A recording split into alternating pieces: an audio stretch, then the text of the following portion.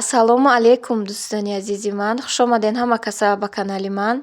Обуначиёи наве ки ба канали ман подписатсия кардестен, шуморам хушомаден дӯстони азиз. Иҷода бошад тарзи тайёр намудани 3 намуд питсаи бо лаззати сочни мулоимака пешкаш мекунам. Марҳамат тамошо кунед. Ба мо дар кораи 200 грамм об, 200 грамм шир, 50 грамм сливичный масло дар кораи, 10 грамм шакар, 20 грамм намак, 10 грамм дрожж, 50 грамм орд.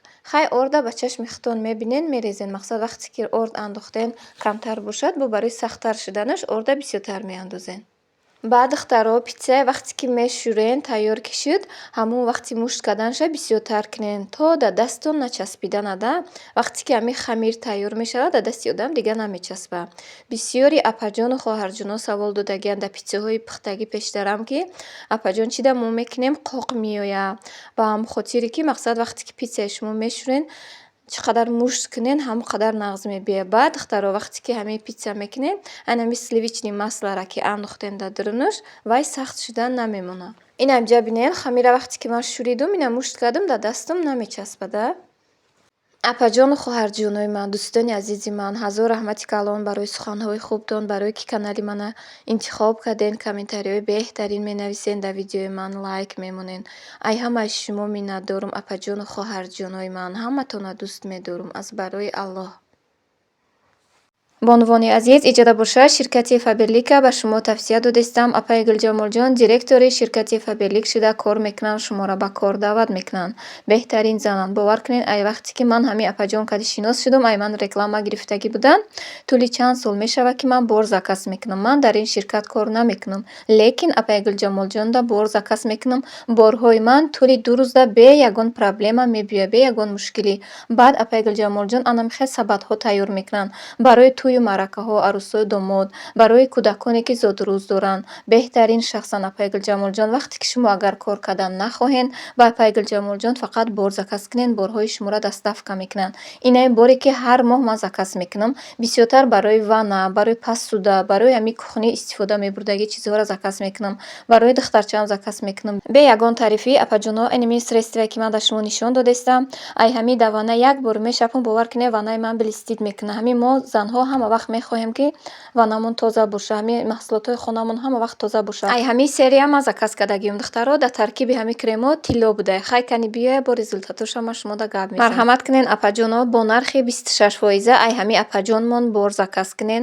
Ҳар боре ки шумо заказ мекунен, барои шумо доставка ҳаста ба ҳамаи шаҳрҳо, боз падарка метиҳам. Барои ҳар як боре ки заказ мекунен, якта падарка. Духтарони азиз, мехоҳам каме дар бораи ширкати Фаберлик ба шумо маълумот диҳам. Айни ҳол дар ширкати Фаберлик мега аксия аз тарафи компания рафта истодааст ки 4 миллион рубли русиро барои ҳар нафароне ки ба ширкати Фаберлик роҳи кон регистратсия мешаванд ва бо маблағи 65 сомонӣ харид мекунанд ва соҳиби купонҳо мешаванд ки аз он купонҳо шанси бурди ин маблағҳоро мекунед. Яъне ҳар қадар шумо зиёд харид кунед, ҳамон қадар шанси бурдатон зиёд мешавад. Ғайр аз ин, нафароне ки дар ширкати Фаберлик дар ана ҳамин командаи апаи Гулҷамол ана регистратсия мешаванд, ба ҳамаи онҳо аз тарафи наставникон ана ҳамин гуна тоҳфаҳои калон, бытовая техника, стиральная машина, пилисос, плитаҳои сенсорни, блендер, аз ҳамаашон дута барои нафароне ки ба званяҳо қадам мемонанд тоҳфа гузошта шудааст. Ғайр аз ин, боз чалаҳои тилло ва нуқра барои нафароне ки званяҳо ба қадам мемонанд тоҳфа дода мешавад. Ба нафароне ки званяи директорӣ мебароянд чалаи тилло аз тарафи ана ҳамин апаи меҳрубонамон Ризои ва Гулҷамол тоҳфа дода мешаванд ки бениҳоят як зани хушмуомила. Не шумо ба ин нафар муроҷиат кунед, ман бовар дорам ки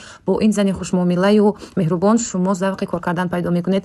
Барои нафароне ки кор кардан намехоҳанду фақат маҳсулоташонро дастарсӣ кардан мехоҳанд, дастафка низ доранд. Ба тамоми шаҳрҳо муроҷиат кунед ба рақамҳои дар зери видео, боз худашон ба шумо маълумоти бештарро медиҳанд.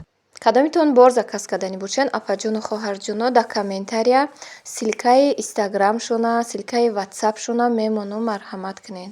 Иҷода чӣ хеле ки мебинен, хамири питсаи ман кадагӣ расидак, мегирум ба зволачакҳо тақсим мекунам шона. Ина бинен баъди расиданам дар дастам намечаспад. Духтаро ба вақте ки ҳамин хамири питсае мешӯрен, сахт нашӯрен. Сус така ки мулоимак шӯрен, питсатон ҳамин қадар мулоими хушрӯ мебиёяд. Апаҷону хоҳарҷонои ман, дӯстони азизи ман, ҳазор раҳмати калон, ин қадар дастгирӣ мекунед мара, ин қадар дуоҳои хуб менависед дар комментария барои модарҷонам, барои падарҷонам, барои оилаи ман ин қадар дуо метиҳед. Бовар кунед ҳаматонро дӯст медорам. Ман хушҳолам ки ин қадар подписчикои беҳтарин дорам. инами рецептҳое ки ман мемонам, бовар кунед ҳам бе ягон секретай барои шумо мемонам ки духтаракҳое ки нав ба шавҳар баромаданиянд ёд гиранд, кӯшиш кунанд ки ҳама пухтупаза ёд гиранд. Бисёри хоҳарҷоно менависанд ки апаҷон ин қадар пухтупазои нағз мекунем. Мо даҷе дар дафтаракҳомон менависем ки мақсад хонаи шавҳар ки рафтем дар кор шава. Бовар кунед ҳамин гапҳоро мегӯен, ман хурсанд мешавам. Дар ватсап ҳамхе пухтупазошона сурат мепартоянд. Бовар кунед дар як рӯз чандборӣ сурат мепартоянд ки апаҷон ай рецептҳои шумо пухтем, ай салатҳои шумо кардем. Ман хушҳолам ки ин қадар духтаракҳо мана дӯст медоранд. Динае худош бовар кунед бозорда будум, дар раҳ будум, омадум хона, як гала смс омада, ай ҳамин ватсап сурат партофтиянд, ай салатҳо кардиянд, пирог пухтиянд, ҳамхе миннатдоргӣ кардистиянд, ҳамхе хурсанда. Бовар кунед ҳар як духтара ки апаҷон мо ҳамин чизоя наметонистем, пирог мекардем, пас меомад, хамирак мешуд, ҳамхе бовар кунед як намуд хурсанда ки ҳамин қадр дуо достодай, ҳамхе хурсанд шудам. Бовар кунед гуфтам ин қадр духтаракҳои меҳрубонанд, пирогҳошона рӯӣ кардагиянд, ҳамхе хушрӯ кардиянд. Мегӯм хай ина мешудай ку.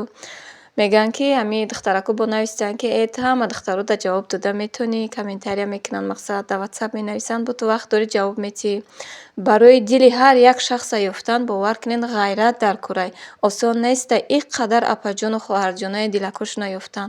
Ман шукр мекунам ки ин қадр духтаракҳо маро дӯст медоранд, ин қадр апаҷону хоҳарҷоно мада меҳрубонанд. Ҳаматона дӯст медорам, апаҷону хоҳарҷонои ман.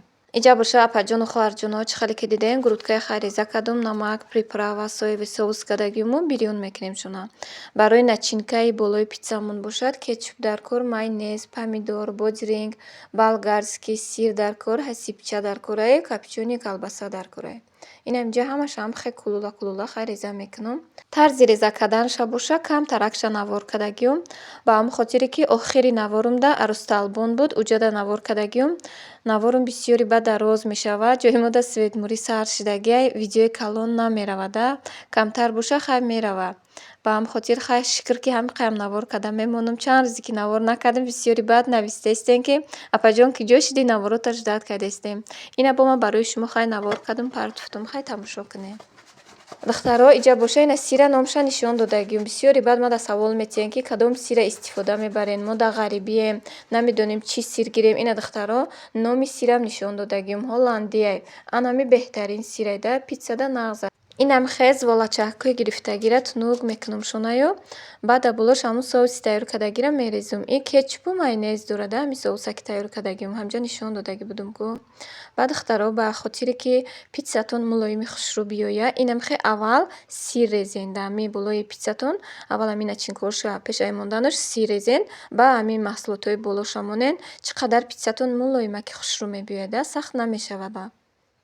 Анам хай видеора тамошо кунед духтарако.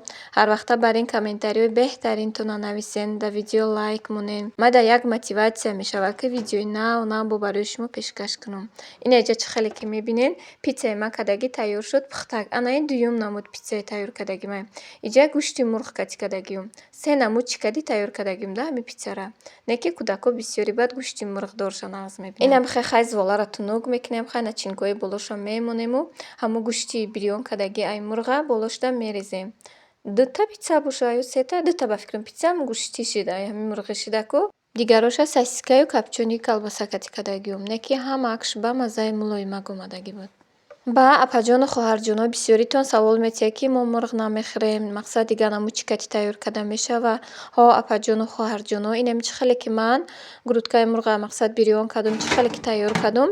Шумо метавонед ки намехе гӯшти гов кати истифода баред, намехе фарш тайёр кунед мақсаду. Майда када гӯшта реза кунем, қима кунену. Инам хе ранги ман кардаги тайёр кунеша. Бо мақсад питсаи гӯшти говӣ кати меша, не ки ба мазза меша. Ина иҷа боша питсаҳои ман кардаги хай тайёр шуда. Бинед чӣ хеле хушрӯянд, мулоимак омадагиянд.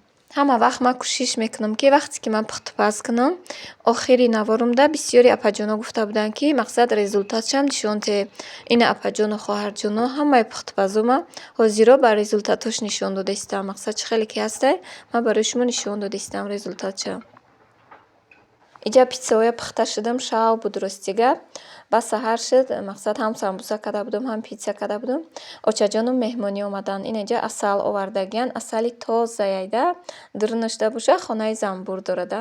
Гуфтум хай биё камтар навор кунам. Иҷа боша ба арӯс талбон буд, ҳамо келини апама туйша мондагӣ будум ку. Анамуҷа келин талбон будак, очашон талбидан арӯса. Иҷа хай рафтагӣ будем, бо иҷа кам навор кадагим баҳри шумо. Баҳри подписчикам гуфтум хай камтар навор кунам, да ғарибиян, Тоҷикистона ёд кадагиян, маъракаҳоя ёд кадагиян. Ба ҳамхотир ина навор кадагим барои шумо. Апаҷону хоҳарҷонои ман тамошо кунед.